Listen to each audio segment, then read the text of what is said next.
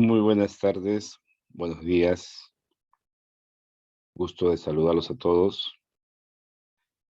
Vamos a, en estos instantes, empezar con el desarrollo de la práctica dirigida del cuarto reforzamiento. Vamos a trabajar el día de hoy lo que corresponde al curso de razonamiento matemático y como ya se analizó en el marco teórico, son 3 temas puntuales que estamos trabajando, que es el tema de verdades y mentiras, el tema de certezas y el tema que corresponde a arreglos numéricos. Lo que en estos momentos vamos a hacer es desarrollar la práctica dirigida.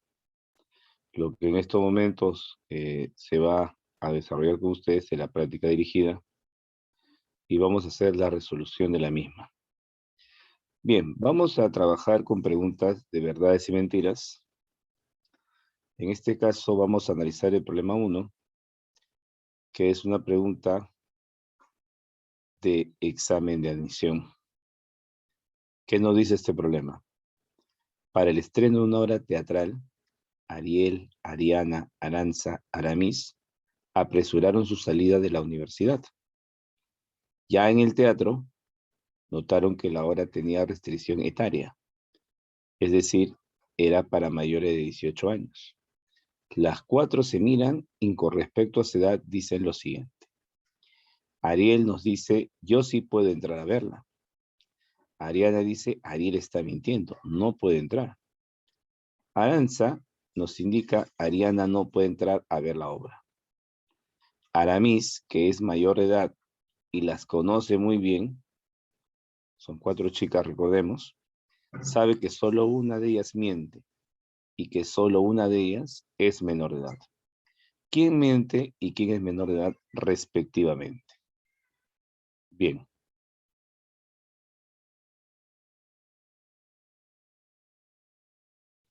Bien, chicos, ¿cómo vamos a resolver este problemita? Bien, para empezar, sabemos que Aramis es mayor de edad. Las conoce muy bien y sabe que solo una de ellas miente y que solo una de ellas es menor de edad. Entonces, solo una de ellas es menor de edad y solo una miente. Acá tenemos entonces que hay una que está mintiendo y 2 están diciendo la verdad. Bien, vamos a analizar qué podemos indicar acá, chicos. Vamos a analizar qué podemos indicar. Lo primero que tenemos que hacer como estrategia es buscar la contradicción. Lo primero que tenemos que hacer como estrategia es buscar la contradicción. Ariel dice, yo sí puedo entrar a ver, y Ariana dice, Ariel está mintiendo. Ya, ¿eso qué significa? Que cuando alguien llama mentiroso a otra persona, hay una contradicción total ahí. Una está mintiendo y la otra necesariamente dice la verdad. Es decir, que si una miente y la otra dice necesariamente la verdad, entonces definitivamente Aranza es verdadera. Y Aranza dice, Ariana no puede entrar. Ariana no puede entrar porque es menor de edad. Entonces nos pregunta el problema, ¿quién miente? Nos pregunta el problema, ¿quién miente? Ariana dice, Ariel está mintiendo. Pero solo sabemos que Ariana no puede entrar. Entonces Ariana es la que está mintiendo. Entonces, con eso podemos decir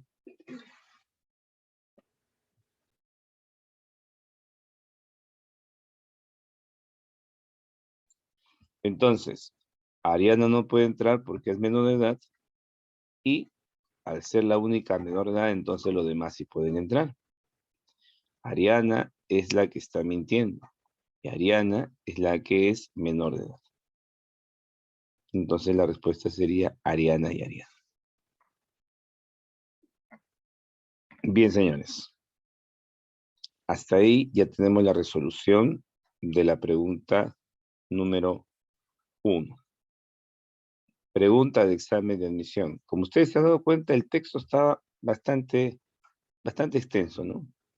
Estaba interesante también porque decía tenía restricción etaria, ¿no? O sea, quiere decir que había restricciones por la edad. Y estas cosas pueden generar en los alumnos una cierta, pues, preocupación a la hora de resolver el problema.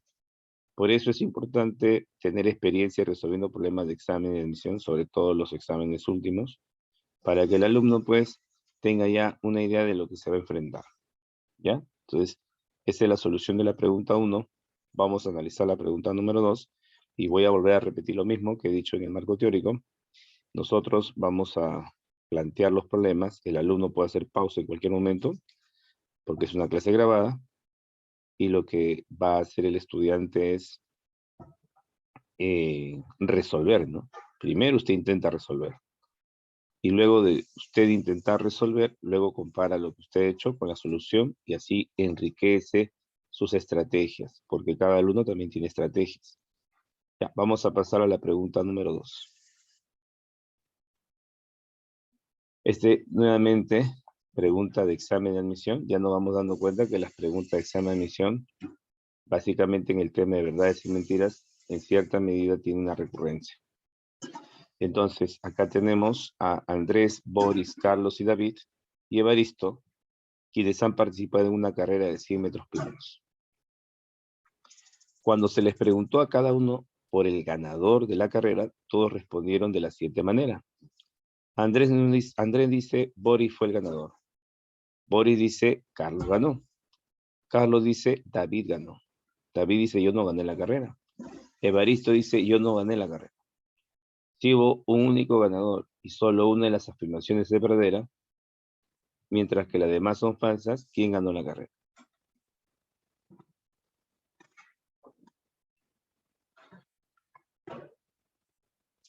Bien, señores. Hay solo un único ganador y solo una afirmación es verdadera. O sea, quiere decir que los otros 4 están mintiendo. Bien, como hay una verdadera y los 4 están mintiendo, tiene que haber una contradicción.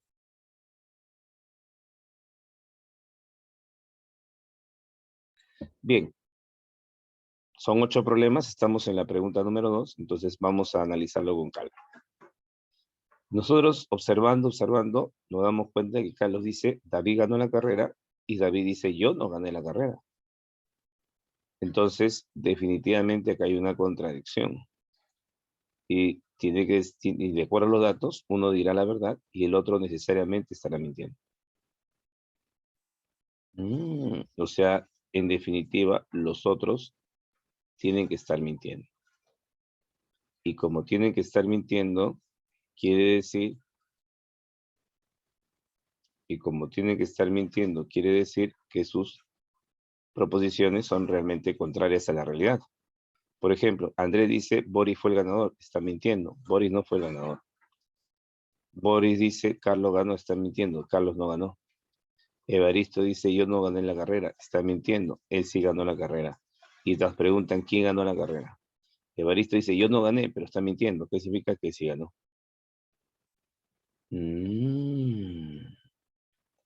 Evaristo dice, yo no gané la carrera, está mintiendo, por lo tanto, ¿eso qué significa? Que Evaristo sí ganó la carrera. Entonces, ¿quién es el ganador? El ganador es Evaristo, definitivamente. Y como usted se da cuenta, aquí podemos definir también quién dice la verdad y quién miente. Carlos dice David ganó, Carlos está mintiendo. ¿Están de acuerdo? David es quien dice la verdad. No necesariamente tenemos que llenar esto, pero si en el problema me preguntan quién dice la verdad, David es quien dice la verdad. ¿Ya? Listo, chicos. Entonces ya está la resolución de la pregunta número 2. Y al igual que la pregunta 1, tenía pues un texto que no es pequeño, ¿no? Porque este tipo de problemas necesita una determinada información. Pero al igual también que la pregunta 1, el problema es sencillo, siempre en cuando se sepa analizar de manera adecuada. Por lo tanto, la sugerencia es seguir practicando, ¿no? Sobre todo con los criterios que ya se han desarrollado en el marco teórico para poder fortalecer las estrategias que usted seguramente ya está adquiriendo. Bien, vamos a pasar a otra pregunta. Y esta es otra pregunta de verdades y mentiras. Y acá nos damos cuenta que también es pregunta examen de admisión de este 2022. Ya entonces nos damos cuenta pues lo interesante de estos problemas. Vamos a tener mucho cuidado porque la pregunta número 3, si es una pregunta que va a exigir de mí bastante, tengo que estar muy atento. Nos dice lo siguiente. La tabla muestra las respuestas brindadas por 4 estudiantes. La tabla muestra las respuestas brindadas por 4 estudiantes. Uno de los estudiantes respondió todas las preguntas correctamente. Y los otros fallaron en una, fallaron en dos, y hasta en 3 respuestas. ¿Quién tuvo un error? ¿Quién tuvo 2 errores? En ese orden. Bien, señores, voy a nuevamente a leer. La tabla muestra las respuestas brindadas por 4 estudiantes. O sea, en otras palabras, se ha tomado un examen de verdadero o falso, donde podemos indicar de que al responder cada pregunta o es verdadera o es falsa, ¿no? Hay uno que respondió igual como el profesor planteó cada uno de los problemas, ¿no? Hay uno que lo ha hecho bien, pero hay uno que falló en 2, en una, en 2 y otro falló en 3. Entonces me pregunta quién se equivocó en 1 y en 2. ¿Quién erró una vez y quién erró 2 veces? Bien, señores, vamos ahora sí ya con lo que hemos indicado a analizar. Miren, chicos, si ustedes analizan este problema, la idea es buscar la contradicción, ¿no? Esa es la idea. Pero antes de buscar la contradicción, yo me doy cuenta que en la pregunta 1, todos han marcado lo mismo. Usted tiene que recordar que de acuerdo a la teoría, hay uno que no se equivocó en ninguna. Entonces, si hay uno que no se equivocó en ninguna, que puede ser José, Ana, Inés o Mario, yo no sé quién, el que no se equivocó ha marcado falso. Y todo lo demás han marcado falso. ¿Eso qué significa? Ah, profesor, eso significa que en la pregunta 1 ninguno se ha equivocado. Pero acuérdate lo que dice el problema. Acuérdate lo que dice el problema. ¿Qué dice el problema? Que uno de los estudiantes, a ver, vamos a ver qué dice el problema. Uno de los estudiantes, dice el problema, respondió todas correctamente. Por eso hemos visto de que la pregunta 1 nadie se equivocó, porque el que respondió bien es básicamente falso, y al marcar todas falso, ninguno se equivocó, pero dice que los otros 2 fallaron en una. Otro falló en 2 y otro falló en 3. O sea, quiere decir que la pregunta número 1, podemos nosotros olvidarnos.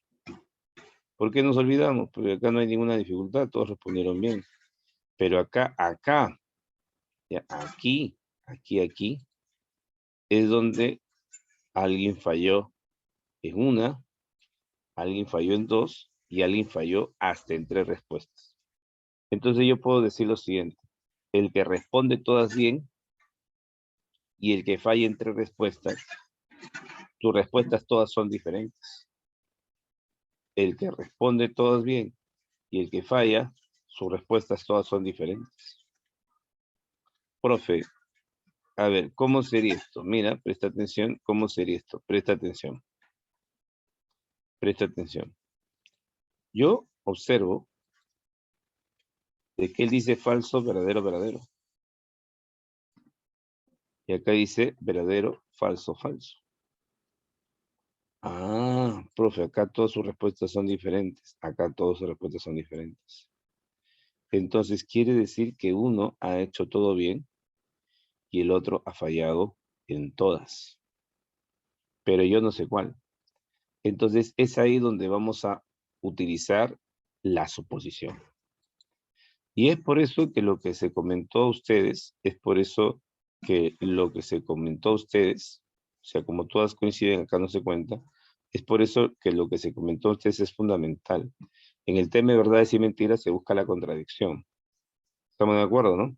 Pero si no hay una contradicción muy evidente o con eso no podemos avanzar, hay que hacer la suposición. Entonces, uno hizo todas correctas, ¿no? Otro hizo una, otro dos y el otro tres incorrectas. Entonces, chicos, estamos observando que el que hizo tres correctas y tres incorrectas son todos opuestos. Estos son José e Inés, como ya lo hemos mencionado. Entonces vamos a suponer, ¿les parece? ¿Sí? Para no complicarlos, me pide quién cometió que cometió uno y que cometió dos, definitivamente es Mario y Ana. Y si ustedes se dan cuenta, solamente hay una clave que dice Mario y Ana. O sea, ya para el examen de admisión, la respuesta terminó acá. Mira, ve qué interesante, ¿no? Para el examen de admisión, la respuesta terminó acá. Porque si José e Inés, uno hizo todo bien, de las tres que quedan, ¿no? Y el otro se equivocó en las otras tres, no sé quién, pero me doy cuenta que es así porque son opuestos. Entonces, necesariamente, Ana y Mario, uno se equivocó en una pregunta y el otro se equivocó en dos. Yo no sé cuál. Pero sé que es Ana y Mario, o Mario y Ana. Y solamente hay una clave, que es Mario y Ana. Por lo tanto, el problema ya se acabó. Para San Marcos, el problema se terminó. Alguien dirá, profe, ¿y qué pasaría si hubiera Ana y Mario? Porque ahí dice en ese orden. ¿Mm? Entonces, ¿cómo sería? Termínelo, profe, analícelo mejor. Lo voy a analizar. ¿Ya? Lo voy a analizar. Vamos a comprobar, lo vamos a analizar. En primer lugar, vamos a suponer que José es el que ha hecho todo bien. Voy a utilizar la suposición. ¿Están de acuerdo? Y voy a suponer que José hizo todo bien. ¿Estamos de acuerdo? Vamos a suponer que José hizo todo bien hizo. Entonces, Inés acá se habrá equivocado antes. ¿No? Inés acá se habrá equivocado antes. Entonces, si José hizo todo bien, esa es la clave, ¿no? ¿Cómo corrige un profe? Un profesor no corrige viendo sus alternativas y así va poniendo las notas. Por ejemplo, si la clave es falso, verdadero, verdadero, vamos a ver a Ana. Bueno, acá Ana coincide en dos y en una se equivoca. Y si analizamos José con Mario, acá en la segunda coinciden, pero en las otras dos se equivoca. Entonces podemos decir que el error es que Ana se equivocó en uno y Mario se equivocó en dos. Profe, sería Ana y Mario. Falta analizar el caso número 2. Vamos a analizar el caso número 2. ¿Estamos de acuerdo? Ya, analicemos el caso número 2. Si nosotros analizamos el casito número 2, habíamos indicado de que había pues aquí, básicamente, sus respuestas serán opuestos. Entonces ya sabemos que uno hizo bien y otro mal. Imaginemos que Inés hizo bien. Vamos a comparar ahora Inés con Ana y con Inés con Mario. Mira, acá coincide porque ambos son falsos. Pero luego acá es diferente y diferente. Ah, profe. Entonces la otra opción es que Ana se equivoque en dos y Mario en uno. Claro, sería Mario y Ana. O sea, realmente no hay un caso. Estamos de acuerdo que cumpla la condición y el otro no. Ambos casos cumplen. Entonces los errores vendrían a ser de Ana, Mario, Mario y Ana. Por eso no aparece pues Ana y Mario, porque los dos serían casos posibles. Allá. Entonces, señores, básicamente pues con uno y dos errores sería Mario y Ana. Y esa sería la respuesta. Entonces, interesante, sumamente interesante. El problema es muy, muy bonito. Está bien bonito este problema. A mí sí me ha gustado porque el problema original es así, ¿eh?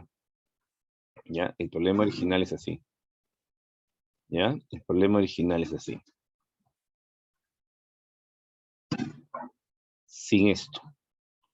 Donde te dice que uno siempre hace bien, otro se equivoca en uno, otro se equivoca en dos, otro se equivoca en tres. Y ya bueno, pues se busca los opuestos, ahí se supone. pero no hay ese caso de que todos marquen al inicio lo mismo, ¿no? Entonces, ese caso no hay. Entonces, esa era la novedad de este problema, porque estos problemas son conocidos. Pero San Marcos siempre hace innovaciones. Una de las cosas que sí es importante que usted sepa es que en el caso, por ejemplo, de RM, que es el curso que estamos trabajando, San Marcos siempre propone nuevas cosas, nuevas preguntas. De repente en otros lados las preguntas, en otras circunstancias, ¿no? Las preguntas son siempre similares. Pero en San Marcos, en el tema de razonamiento matemático, hay innovaciones. Siempre hay preguntas distintas y eso hace que este curso sea apasionante, ¿no? ¿Por qué? Porque te reta, ¿ya? Entonces te reta, te exige y eso es muy positivo. Bien, vamos a continuar. Ya terminamos esta preguntita. Vamos a continuar. Vamos a analizar la pregunta número 4. En un cajón se encuentran 5 pares de guantes negros, 3 pares de guantes blancos y 2 pares de guantes rojos. ¿Cuántos guantes como mínimos al azar de uno en uno se deben sacar para tener la seguridad de haber obtenido un par de guantes utilizables? Bien, acá hay algo que debemos nosotros reforzar. Cuando hablamos de guantes, se dice guantes utilizables cuando tengo de derecha y tengo de izquierda. ¿Ya? ¿Cuántos guantes con mínimo al azar de uno en uno se deben sacar para tener de seguridad un par de guantes utilizables? Entonces, para que yo pueda tener un par de guantes utilizables, debo tener uno de derecha y otro de izquierda. Entonces, cuando el problema me dice que hay 5 pares de guantes negros, esto quiere decir que hay 5 guantes negros de izquierda, 3 guantes negros o blancos, perdón, de izquierda, y 2 guantes rojos de izquierda. Y lo mismo, ¿no? De derecha. ¿Cuál sería el peor de los casos? ¿Cuál sería el peor de los casos? Si yo quiero un par de guantes utilizables, el peor de los casos es traer de un solo lado. Por ejemplo, voy a sacar guantes del lado izquierdo. Entonces saco yo 5 guantes negros izquierdos, 3 guantes blancos izquierdos, 2 guantes rojos izquierdos. Y no tengo, pues, obviamente en estos 10, ningún par de guantes utilizables. Tendría que sacar uno más de cualquier color, no interesa, pero juntándolos con los que están acá, o juntando con cualquiera de los que están acá, ya tendría un par de guantes utilizables. En el peor de los casos, entonces, tendría que sacar como mínimo 11 guantes. Y esa es la respuesta. Muy bien, está sumamente interesante el problema. Vamos a analizar la pregunta número 5. Está interesante, vamos a analizar la pregunta número 5. La pregunta número 5 también es un problema muy también sencillo, pero a la vez va a requerir cierta estrategia, ¿no? Que justamente es lo que queremos reforzar el día de hoy con ustedes. En una mesa se tienen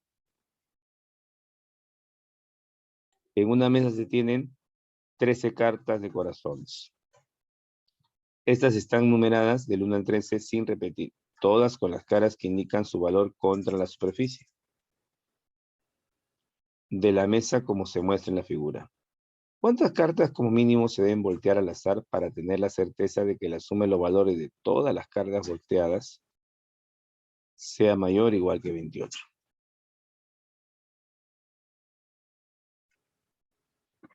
Bien, señores. En primer lugar, yo quiero que todas las cartas que yo voltee debe ser la suma mayor o igual a 28. Bueno, algunos dirán, profesor, si usted analiza el problema y quiere 28, entonces fácilmente, 13, ¿no? Ya, entonces fácilmente, pues, yo voy a sacar 13, porque es del 1 a 13, ¿no? Luego 12, tengo 25, ¿no? Y saco el 11. Y con 3 cartas lo logro. Pero la pregunta es la siguiente, ¿no? Y es la pregunta que en el marco teórico yo había incidido.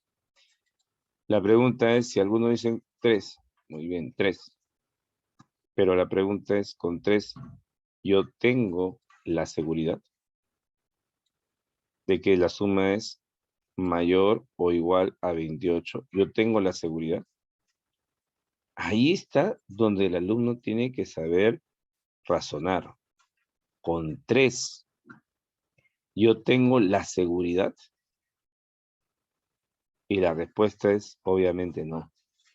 ¿Por qué no? Porque para poder rebatir esto se hace un contraejemplo, ¿no? Porque si yo digo 3 y yo te demuestro que con 3 ese caso no cumple, entonces no es seguro. Profe, ¿cuál sería ese contraejemplo que usted está mencionando? El contraejemplo sería este, pues, que yo saque la carta de 1, de 2 y de 3. La suma es 6, no es 28. Entonces con 3 no es seguro. Entonces, como a mí me piden dar una respuesta segura, debo ponerme en el peor de los casos. Y como acá usted está observando, se voltearán las cartas con valores mínimos. Profe, tengo que acercarme al 28. Claro, saco el 1, saco el 2, saco el 3, saco el 4, saco el 5. Hasta ahí tengo 15, ¿no? Y saco el 6. Ya, hasta ahí sería 21. Entonces, si yo saco 6 cartas, el 1, 2, 3, 4, 5, 6, hasta ahí ya tengo 21. Entonces, señor, señorita, caballeros, he sacado 6 cartas, pero no tengo una cantidad que sea mayor o igual a 28. La suma de los valores debe ser mayor o igual a 28.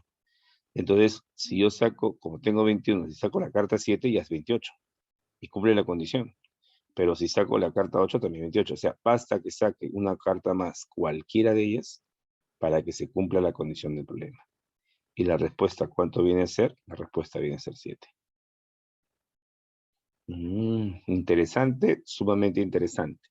Ya estoy en la pregunta 5, me faltan 3 preguntas. Ya estoy en la pregunta 5, me faltan 3 preguntas. Entonces, hemos rescatado, ¿no? O estamos refrescando en este reforzamiento las estrategias. Para tener la certeza, debo de ponerme en el peor de los casos para dar una respuesta sin error. Pero también te dicen mínimo para que saques lo justo y necesario. Porque yo puedo seguir sacando más cartas, ¿no? Y ya la suma es mayor o igual a 28. Por eso te dice mínimo, para que se obtenga o se extraiga lo justo y necesario. En este caso se voltea. Bien, vamos a pasar a la pregunta número 6. La pregunta 6 nos dice lo siguiente, hay que leerlo. En una urna hay 5 esferas de color rojo, 6 esferas de color azul y 7 esferas de color verde. Jesús extrae 3 esferas al inicio y lo único que sabe es que las 3 son de igual color. Es decir, que puede sacar las 3 rojas, 3 azules o 3 verdes. Lo único que sabe es que las 3 es del mismo color. ¿Cuántas esferas deberá extraer Adrián, otra persona, al azar y como mínimo, para obtener con certeza una esfera del color que extrajo Jesús? Bien. Jesús extrae 3 esferas al azar y lo único que sabe es que las 3 son de igual color. Como me pide cuántas esferas deberá extraer Adrián al azar como mínimo para obtener con certeza una esfera del color que extrajo Jesús, entonces, ¿cuál sería el peor de los casos? Ahí es donde tenemos que analizar. ¿Cuál sería el peor de los casos? Acá ya nos indica, ¿no? El peor de los casos es sacar la mayor cantidad de esferas. ¿Para qué? Para poder dar una respuesta segura sin error. Por lo tanto, Jesús deberá haber extraído esferas del color donde hay menos esferas. ¿Y quién tiene la cantidad de menos esferas? La de color rojo. Entonces, si él saca roja, las 3 rojas, entonces la que queda son las 7 verdes y las 6 azules. Y queda 2 rojas. Y como Adrián tiene que sacar una roja, entonces tendría que sacar todas las verdes, todas las azules y luego la roja. Y sacaría mayor cantidad posible. Profesor, ¿y si Jesús hubiera sacado las azules? Entonces Adrián tendría que sacar las 7 verdes, las 5 rojas y una azul. Pero esa cantidad no sería pues una cantidad que me dé la certeza o la seguridad, porque ¿qué pasa si alguien te hace una discusión? ¿Cómo es eso? Miren, prestemos atención. Vamos a asumir el siguiente caso.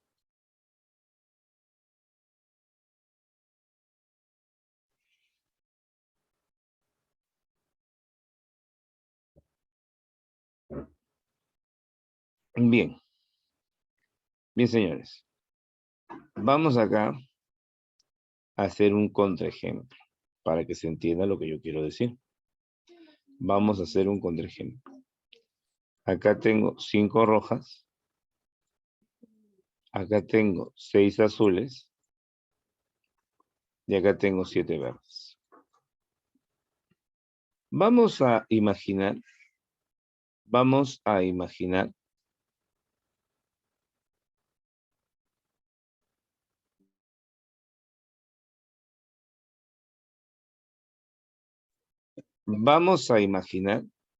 que él saca 3 azules.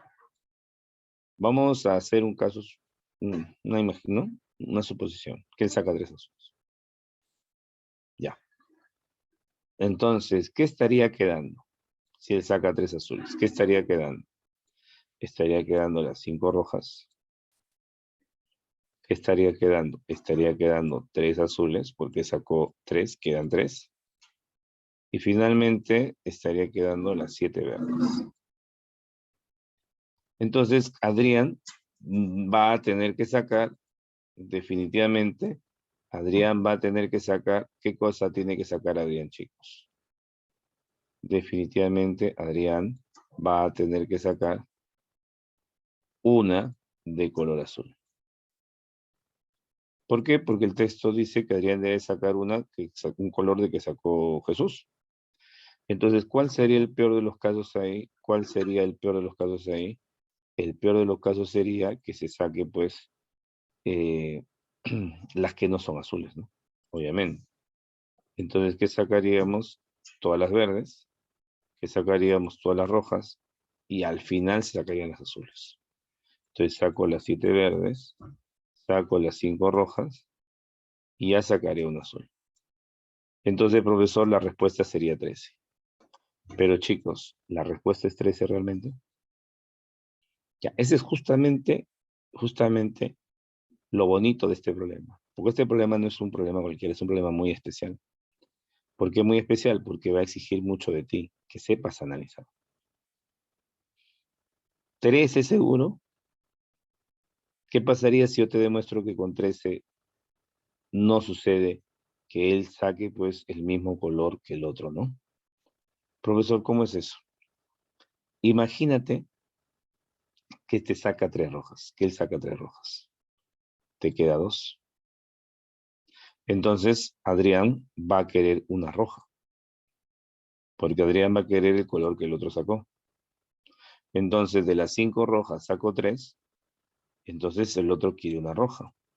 Entonces, ¿qué tendría que sacar? Las azules y verdes. Y si saca las azules y verdes, ¿cuánto estaría sacando? 13. Y en estas 13 está el mismo color que sacó Jesús, ¿no? Entonces 13 no es una respuesta segura. Ahora ya estamos dando una justificación al por qué se debe sacar al inicio las esferas que tienen menor cantidad. ¿Para qué? Para que el otro saque más. Y al sacar más, da una respuesta sin error, con seguridad. Voy a borrar todo para ahora sí hacer la resolución con la animación, porque ya esto ha quedado claro con el ejemplo que hemos puesto. Entonces, en el peor de los casos, Adrián extraerá en el peor de los casos, ¿ya? De color distinto al de Jesús, obviamente. Como el otro ha sacado de 5 rojas, ha sacado 3, entonces el otro va a sacar 7 verdes, 6 azules, y como quedan solamente 2 rojas, yo sé, deseo una nada más, una rojita. ¿Cuántas tengo que sacar entonces, señor, señorita, caballeros? 14. Y 14 sí es una respuesta segura. Bien, entonces hay que saber analizar. Tiene un nivel de abstracción las preguntas. No son preguntas, pues, donde aplicas una fórmula y reemplazas, ¿no? Lo que se busca en el curso de RM es que el alumno analice, sepa evaluar situaciones y escoja la situación adecuada. Entonces, son varias competencias que el alumno debe tener. Y en estos reforzamientos buscamos que esas habilidades el alumno las desarrolle. Bien, chicos, vamos a cerrar entonces ya certezas. Ya hemos hecho verdades y mentiras. Ya hemos analizado certezas. Ahora nos falta hacer el análisis de arreglos numéricos.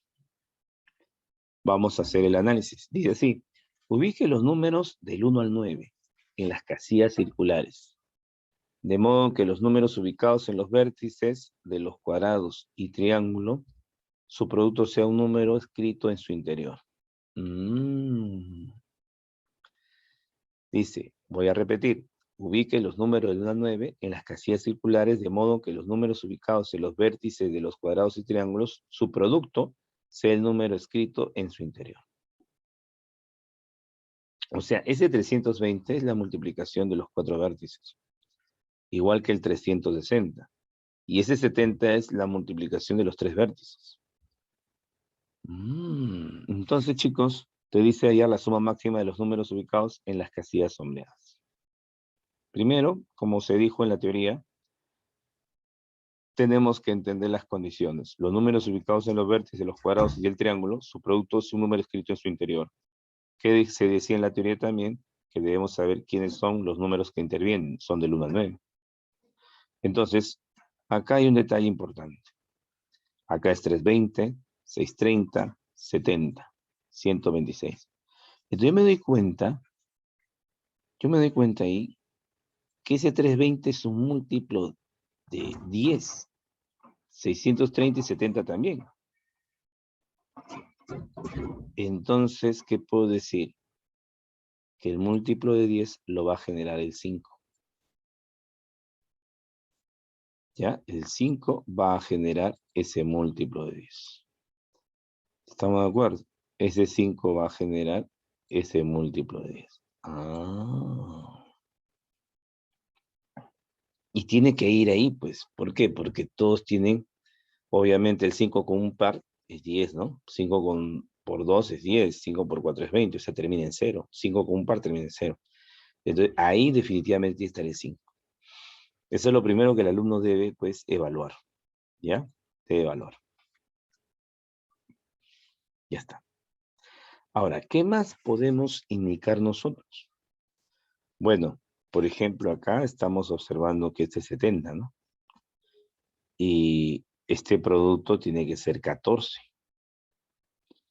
¿Estamos de acuerdo? Que debe ser un 7 por 2, ¿ya? Yo lo plantearía así. Imaginemos que soy un estudiante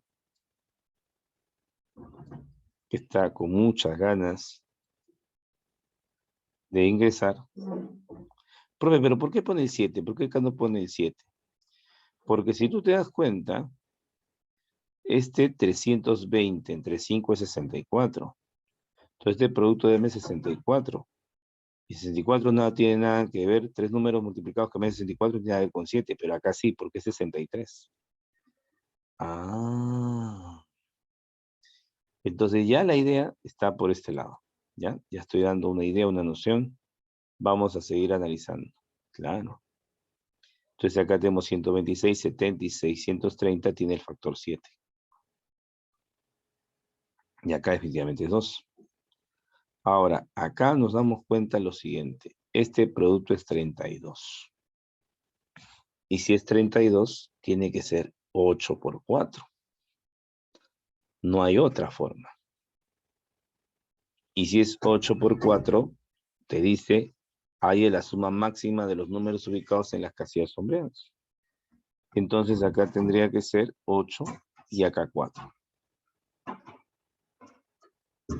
Excelente. Acá, ¿qué número quedaría? El producto va a ser 18. Porque acá tenemos 35. Para que el producto sea 18, ¿quién quedaría? No puede ser 9 con 2, porque el 2 ya no está, señores, activos. Sería el 6 con 3. Y como pide máximo los sombreados, entonces, señores, conviene que aquí esté el 6 y acá esté el 3. ¿Cuáles son los números que están restando? El 9 y el 1. Como pide el producto máximo, entonces acá estaría el 9 y acá el 1. Dice allá la suma máxima de los números ubicados en las casillas sombreadas. La suma máxima de los números ubicados en las casillas sombreadas sería 8 más 6 más 9. Y en este caso vendría a ser 23. Y se acabó el problema. Entonces el problema estaba interesante. Sí estaba interesante, estaba muy bonito. ¿Te das cuenta? Es un problema bastante, bastante interesante. Bien, nos falta analizar la pregunta 8, que es la pregunta final. Con ese problema terminamos. Entonces, vamos de inmediato a hacer el análisis de ese problema. ¿Ya? Creo que ha quedado bastante claro cómo lo hemos analizado. Es importante eso, ¿no? Analizar, ¿ya? Todo es básicamente, chicos, con la práctica, ¿sí? Con la práctica. Y bien, vamos a analizar el problema número 8. Nos dice lo siguiente. En cada uno de los círculos de la figura se deben escribir los números 5, 10, 15 o 20. En cada uno, dice, de los círculos de la figura se va a escribir cualquiera de estos números, 5, 10, 15 o 20. En cada fila y columna no debe repetirse los números. En cada fila y columna no se repiten los números. Entonces, ¿cómo es eso? Que aquí, por ejemplo, si aquí está el 10, ¿qué falta? El 5, falta el 10, falta el 15. ¿Estamos de acuerdo? Y el 20, ¿no? Ya listo. ¿Qué también podemos indicar acá, chicos? ¿Qué también podemos indicar? Que aquí lo mismo, ¿no? Aquí tiene que haber un 5, un 10, un 15, un 20. Así nos dice fila y columna. Está mencionando fila y columna, no dice diagonal. Pero acá hay algo novedoso, ¿no? Porque dice que y tampoco debe repetirse en cada conjunto de 4 círculos unidos entre sí por un segmento. O sea, si tú eres observador, como estoy seguro que lo eres, tú te darás cuenta que acá tenemos un segmento. Tú te das cuenta que acá tenemos un segmento. Tú te das cuenta que acá tiene un segmento. Quiere decir que aquí tiene que estar el 5, el 10, el 15 y el 20. Aquí también tiene que estar con un segmento. Tiene que estar con un segmento. Tiene que estar con un segmento. Y si te das cuenta, aquí también tienes que estar con un segmento.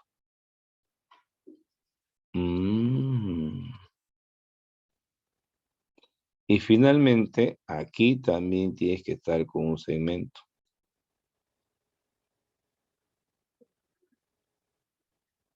Ya está. Entonces, esa es la novedad del problema. Te pide, haya la suma de los números ubicados en los círculos sombreados. Ya, ¿cuál es la estrategia? ¿Cómo va a ser ese problema? Vamos a analizar. Los números son ellos. Empezamos. Por acá va a estar 5, 10, 15, 20 y acá también, ¿no? Ya está, eso sí lo que sé.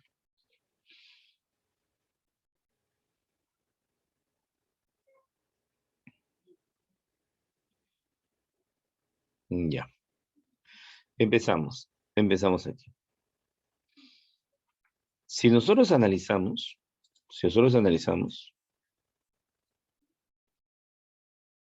el 5, el 10, el 15 y el 20, tiene que estar por acá.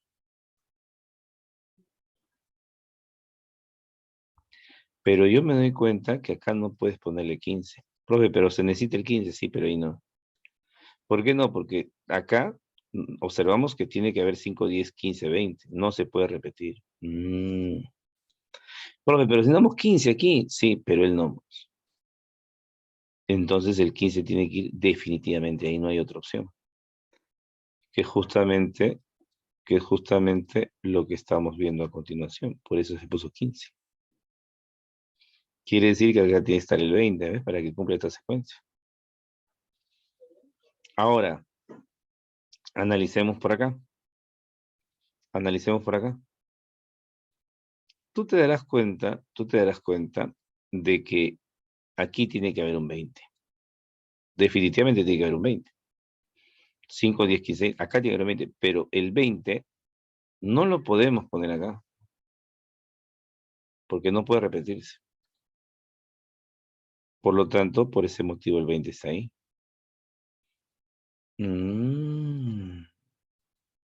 Sumamente interesante, ¿te diste cuenta? como verás, solamente faltaba el 5, que es el que estamos observando acá. Acá ya sabrás qué número está faltando. Está faltando el 10. ¿Qué más podemos hacer aquí? Profe, ¿y por qué aquí le estamos poniendo 15? Veamos a continuación. Veamos a continuación.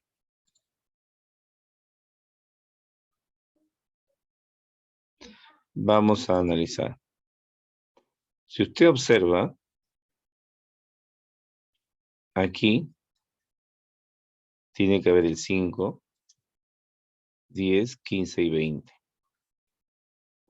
Pero, como usted se puede dar cuenta, aquí no puede haber un 15.